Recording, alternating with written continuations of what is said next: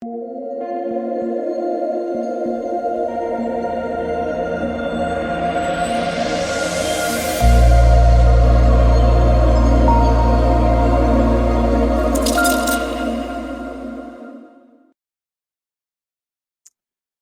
what is going on, guys? DK. Back at you with another video here to break down the 9-game NBA main slate on Friday. Before I even the video, if you guys are new to the channel, welcome. My name is DK. I make daily videos and live stream for NBA and NFL slates on Draftkings. I will be doing YouTube live stream tomorrow, actually from Matt from DG Fantasy, 4 p.m. Central on my YouTube channel. So make sure, again, to check that one out, guys. If you're unable to watch these YouTube videos, I also upload on Apple Podcasts. Link is in the description below. It's called the DK DFS Show. Patreon.com. I offer premium content over there. I cover the NFL, covering the playoffs, main slate, showdown slate, and then I offer an NBA package where we cover the main and the late showdown slate. The sponsor of this video, guys, is Roast Umber. Roast Umber, coffee company located in Grand Rapids, Michigan. And again, I love this coffee. And it is actually a fact that if you drink Roast Umber, you will win more in DFS. That's a known fact. So if you guys want to try out Roast Umber, you can sign up or you can use my discount code DKDFS. It is DKDFS, all one word. You get 20% off, and there's a few more remaining where you get a free 1 pound bag of coffee. So if you do want to get that free 1 pound bag of coffee, you should get on that very, very soon. So it's the first 25 people. Few left there, guys. But yeah, guys, all around great coffee. And if you guys want to try it out, make sure to use my code. Okay, so before we get into players and the prices for this 9-game slate, let's look back up here from tonight. But first, let me show you guys something here. Those are the winning lineup in the big tournament. You see Jonathan Conchar? You see Jonathan Conchar, 0.5%, 43 fantasy points.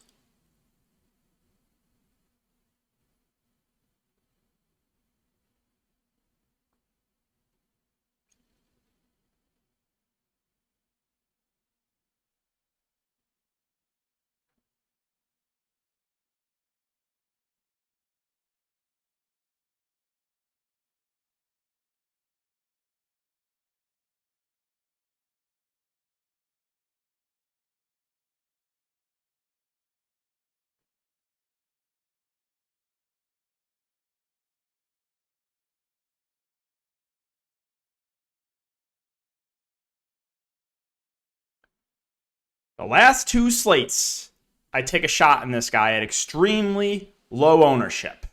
Nothing. Finally, fade tonight. The John Conchar explosion. 105 rebounds for him in like 20 minutes. All right, let's go over my lineup. So, John Morant got injured and got in massive foul trouble. Did luckily come back in the second half, but lost about 6 minutes there in the first half. If he did not lose those 6 minutes, he would have easily hit value. So extremely tilted about the random foul trouble there. I went to Macklemore, LB, and Dennis Smith Jr. for value because I was talking about this in the YouTube the Patreon live stream, how I did not trust Steve Nash's rotation, and sure enough, you guys saw what happened, right? Just played all 11 guys. He dusted off Paul Millsap. I was all for playing the Nets guys off the bench or the lower owned guys. So it's like I just have no idea what Steve Nash is going to do. So I'm just going to go with the lower owned guys. But if you played the dust of Paul Millsap tonight after not playing since like before Christmas, you have to be cheating, right? There's just no way. There's no way anyone played Millsap. But yeah, Sharp again. The minutes. It's Steve Nash. Didn't play as much as we thought. He was still fine. Harden was a smash, no surprise there. Again, I rolled the dice in a low on James Johnson, played like 6 minutes because, again, Nash the boat, but I was willing to take that risk. And yeah, that is it for the look back. So as far as cashing goes, I have a chance. This game right now is blowing out, which is actually a good thing for me. I want this game to blow out because a lot of people have DSJ and Nurkic, and I have Ellaby, who would play all in the blowout. So actually, I'm rooting for this game to blow out. It's an 83-61 game. So we'll see if I can end up getting the cash. Also, I have Ben Macklemore too. So Yeah, again, without... Oh, and I was tilting the Giannis random blowout. He actually still got there even with the blowout, but that did hurt too. But yeah, guys, that's it for the look back. We'll see if I can sneak in the cash, maybe get a min cash in GPPs. Right now, winning lineup, this is in the courtside special $1,500 tournament. It is Harden, it's McLemore, Edwards, Giannis, Sharp, SGA, Bruce Brown, and Dennis Smith Jr. Now, I was debating a 2v2 swap once we got news that Bruce Brown was starting. I was surprised how low on Bruce Brown was. I really was. But I was debating Bruce Brown and Bembry for Johnson and CJ Elleby, and clearly, unless Elleby goes off, I made the wrong decision. Because Johnson versus Bembry is basically a wash, and Bruce Brown has 30, Elleby has 7. So unless Elleby can go off here in hopefully garbage time, then I made the wrong decision to no one's surprise. But all right, guys, so that is it for the look back. Again, the Conchar game tonight, I have nowhere. It was a lock to happen, right? After I played him last couple slates of low ownership, it was a lock for him to go for almost 50 when I finally faded. All right, let's start with Orlando and Charlotte. So news, Carter Jr. still out. We might have Mo Bamba coming back, and we do have Jalen Suggs back. So I'm guessing that we'll see. They might still bring Suggs out the bench. I don't know what they're going to do here. I'm going to wait for news. But Cole Anthony doesn't really, Suggs being back doesn't really hurt him too much. Cole Anthony's still going to be their go-to guy. He had a slow first half, but ended up smashing the second half. And this is just a really, really good matchup. So I still like Cole Anthony here. I think he'll be relatively popular. Wagner at 5'9", kind of just fine with him. He has taken a little bit of a step back with Cole Anthony back. He did have a good game last game. So again, more of a secondary play there. Terrence Ross with Suggs back might lose a couple minutes, but he's still probably going to shoot like 20 times. Okiki probably still starts the 4 as a fair value play. If there's no Mo Bamba, then yeah, we can look to Robin Lopez, even though I disagree with the decision of playing him big minutes. He's just been playing 30-plus minutes every time he starts. So if he does start, I think you can look to him at 4.4K. And then Suggs, we'll keep an eye on news, see if there's any limitations. If there's no limitations, then he starts. I like him. If he comes to the bench, more of a tournament play. All right, on the Charlotte side, you guys know my feelings, right? This is just a tournament team. One of these guys is going to have a good game. One of, the main 5. I wish I could tell you which one's going to be. If I could, I'd probably be a millionaire. Yeah, so, LaMelo Ball probably plays mid-30s minutes. I do think, back-to-back kind of subpar games for him should keep the ownership relatively low, but I always like going him in tournaments. Bridges at 8K has been playing huge minutes. I think he's probably your safest of the starters, in my opinion, for the amount of minutes he's getting. And still no Oubre. Hayward and Bridges have been getting a lot more minutes with Oubre out. So, again, Hayward was the one that went off last game. Rozier, we've seen the upside games from him. He's been playing pretty well, and he's playing huge minutes, 40 and 41 minutes now last couple games over the last 2 for Rozier. PJ Washington at 4.7, if he can stay out of foul trouble, he'll play probably mid-20s minutes, but like Triple J, just always in foul trouble. And Plumlee at 4.1, sure, there's probably going to be better value, but he'll play around 20 minutes. Oh, and then where is Martin? Cody Martin's 4K. He's been playing more too. Should play mid-20s minutes. He's kind of a fair value play. Toronto and Detroit. So Van Fleet, Siakam in a good spot here. There's obviously some blowout risk. Both feel a little bit overpriced. Some more tournament options for me. Scotty Barnes, Gary Trent Jr. status both up in the air. If they're both out, we'll see what they do with the starting lineup. OG played a few extra minutes last game. Went from mid-30s to 39 minutes. He'd be a fair play in the mid-range. Boucher played some pretty big minutes off the bench. He played 37. So intrigued by him for tournaments. 28 and 37 minutes last couple games for Chris Boucher. We know he'll be productive when he's on the court. They started Birch, but only played him 26 minutes. He's not super productive. He's a fair value. Achua 3.6 did get about 22 minutes on the bench as well. So those guys would all be in play if Trent and Barnes are out. If Trent and Barnes are in, I'm probably just going to stay away from the bigs from Toronto. On the Detroit side, Cade Cunningham's fine in tournaments. He has upside. Also shown a floor because this team just always gets blown out. So Cade always a solid tournament play for me. Bay and Diallo don't really stand out. The bigs, I just don't really want to mess with the bigs here for Detroit. I think Stewart had a decent game last game.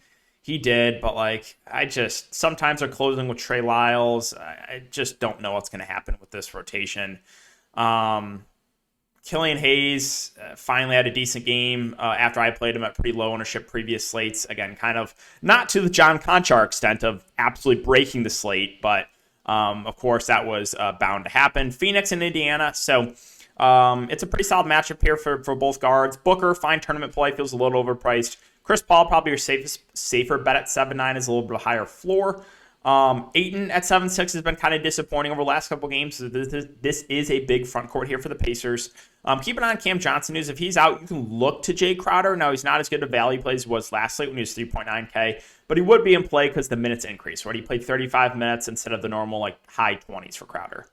On the Pacers side, keep an eye on Brogdon news. If Brogdon is in, not much that stands out to me. If Brogdon's out, I think, Levert is a solid tournament play at 8.3K. We'll do a lot more of the ball handling. Sabonis at 10-1 just feels priced about right. The guards kind of out of play for me. I mean, Lance Stevenson's still been getting some decent minutes, but especially if Brogdon's in, I'm not going to go there. All right, Boston and Philadelphia. So Tatum and Brown, again, have been playing pretty well of late. I think they're both solid tournament plays. Marcus Smart, questionable. If he can't go, I think Dennis Schroeder at 5.4K makes for pretty good value. So keep an eye on that news. And that's probably it on the Philadelphia side. So Joel Embiid, 11-2, had a really bad game last game, but that should keep his ownership pretty low. Should play low 30s minutes. I think he's a solid tournament play. Tobias Harris at 7.5 feels priced about right. Seth Curry, 6-1. Again, nowadays playing the 2. Don't really like him as much there. Maxey at 5-6 came back and played huge minutes. Didn't do a ton with those minutes, but the price is still pretty cheap for him. We did surprisingly see a little bit of Drummond and Embiid together. I mean, what on earth is Doc Rivers doing? That is a fireable offense to play Joel Embiid with Andre Drummond. Like, you're going to play the Twin Towers? That's a fireable offense in my book. Golden State and Chicago. So Klay Thompson expected to rest here, but we'll get confirmation on that tomorrow. But he's not expected to play. Steph Curry, 10.6. Price did come down a little bit. He busted tonight because of the blowout. Again, he's always in play for me for GPPs. With Thompson out, we have Gary Payton out as well. Wiggins, I'm kind of indifferent on. I think Jordan Poole becomes intriguing with both those guards out, or Klay Thompson not expected to play. I could see Poole pushing for 30 minutes here, so I think Jordan Poole probably my favorite play on Golden State. Otto Porter Jr., 4.7. I could see his minutes going up a little bit. I think he's a fair option. And then Iguodala's also an okay value play at 4K. We probably see mid-20s minutes from him. On the Chicago side, it's, similar team, in my opinion, to the Charlotte Hornets of probably at least one of the, if this game stays competitive, one of these starters is going to have a good game, but trying to nail down who it's going to be on a night-to-night basis is pretty hard. So the likes of Vooch, DeRozan, Levine, Lonzo, all in play for me for tournaments. Kobe White, 5K with no Derrick Jones Jr. might have to play a little bit more. I think he's a fair play at his price. Io might play a couple extra minutes with no Derrick Jones Jr., but we probably will get better value on this one. Atlanta, Miami. So tough matchup here for the Hawks. Trae Young, 10-4, a little bit overpriced for me. We still have no Capella. John Collins in play for tournaments. Should play some of the 5 when Okongwu's not out there. So I think he's a decent option. Okongwu himself was the massive chalk last game and was kind of a bust. Did only play 24 minutes, which is a little bit concerning. But I still think he's a fair value play, assuming that he starts again. Now, Reddish got traded. Herder's questionable. If Herder's out, I think Bogdanovich at 5.3 makes for a relatively safe play. Should play like mid-30s minutes. And then we can maybe look to a guy like, where's DeAndre Hunter? DeAndre Hunter's 3-4. His first game played 24 minutes. I think he'd be a viable punt play. Gallinari, too, could see some extra minutes if Herder can't go, too. So there would be some intriguing values there in Atlanta if Herder can't go. Because, again, we have no Cam Reddish as well. On the Miami side, so I'm kind of hoping Jimmy Butler plays in this one because I just really don't want to deal with these guards. I really don't. I just never get them right. So Lowry at 7.9 has been bad last couple games. If there's no Jimmy Butler, he would be in play. Probably would be lower owned. The answer is yes, I'm very, very happy for Tyler Hero and everyone that has played him over the last couple games. When I played him at extremely low ownership against Portland, he shot 5 of 23 and got ejected, guys. 5 of 23 and got ejected. Isn't that just wonderful? But yeah, one of these guards probably has a good game if Jimmy Butler is out. If you're going to ask me, if I end up playing one of these guys, lock in the other one. We do have Dwayne Dedmon coming back. So Yurt 7 lost a couple minutes. He only played 29. But if we're going to get about still 30 minutes from Yurt 7, I think he's still viable for tournaments, probably a little bit overpriced. And the guards, wings, I don't know if I get to anyone else here on Miami. Moving on to Cleveland and the San Antonio Spurs. So like the price here in Garland at 7.8. I think we probably in a competitive game get 37, 38 minutes. So I like this price on Garland. I think he is a little bit too cheap. As far as the bigs go, Allen and Mobley both look pretty appealing. We should get, low to mid 30s minutes from both. in a good matchup. Kevin Love has been losing minutes of late, which is a little bit concerning. He was playing close to that 30-minute mark. Now he's down to like low 20s. So he's just more of a GPP only play for me. Lauri Markkanen, 5.5, I think is a relatively safe play in the mid-range. Should play low to mid-30s minutes. Keep an eye on Rondo news. If Rondo ends up playing, I like Rondo. If he misses, then I think a guy like Chetty Osman becomes a little bit more appealing at 4-4, who did play 31 minutes last game. Lamar Stevens had a really good game last game, but I don't necessarily trust this guy. Shot 10 of 15. Like, he's in play, definitely, but like, last game kind of felt like an outlier performance on the Spurs side, so they're starting to get healthy. I think Murray, the Cavs have been good defensively, so Murray's just more of a tournament play for me. And the rest of the Spurs, probably my favorite option is Pirtle at 6'3" against a big front court, but he'll play around 30 minutes. The value, I don't know. Like, they're going to go the hot hand. You can take like a shot in Vassell or Lonnie Walker if you want, but there's just nothing that stands out here. Houston, Sacramento. All right, so this game looks pretty appealing to me. Christian Wood, 7-4. We probably get low 30s minutes from him. I think he makes a pretty good play. Like the matchup a good amount for him. KPJ got in some foul trouble last game. Still played 30 minutes. I think on average we probably get low 30s, low to mid 30s minutes from him. So he looks intriguing. Jayshawn Tate had a pretty solid game last game. We probably get 25 to 30 minutes from him. Eric Gordon had the explosion last game, but he also shot really well, 9 of 10. So kind of feels like a chase if you go to Eric Gordon. Green should play about 30 minutes, more of a secondary play. Sengun is expected to be back. So kind of takes a guy like KJ Martin out of play for me. So that's it for Houston. On the Sacramento side, so again, love the matchup here. So Fox and Halliburton both should play big minutes. I've been interested in both. Now, they've both shown a low floor, but they also have a ceiling, and they're in a really good matchup. So I like both Halliburton and Fox here for tournaments. Don't know if I get to either of them in cash. Barnes is a fair play in the mid-range. Buddy Hield's up and he's down. He's always viable for GPPs. Holmes, questionable. I expect him to be back. If he plays here and there's no limitations, I actually think he's a solid tournament play. If he misses, we can look to Alex Len, who I would assume would start against a bigger front court and would become a pretty good value. Last game they started Met 2, but that was because it was against a small ball Lakers team.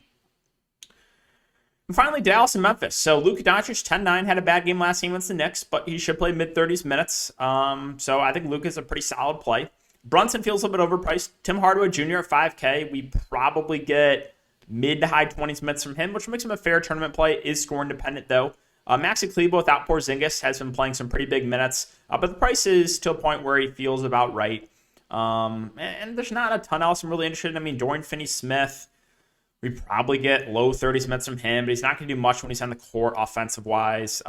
Dwight Powell, probably low 20s minutes, but yeah, there's not a lot I really like on the Dallas side. And finally, Memphis. So John Morant, make sure he's good to go here. Again, he left due to that back injury when he got picked up 3 fouls. Did start the second half, though, so I think Ja is a pretty good play here, assuming he's full go and there's no limitations. Triple J, if there's no Steven Adams, is a good tournament play, right? If this guy can stay out of foul trouble, he has a good amount of upside, so I like him for GPPs. Bane at 6'8 feels about right. I still think he's a solid option there.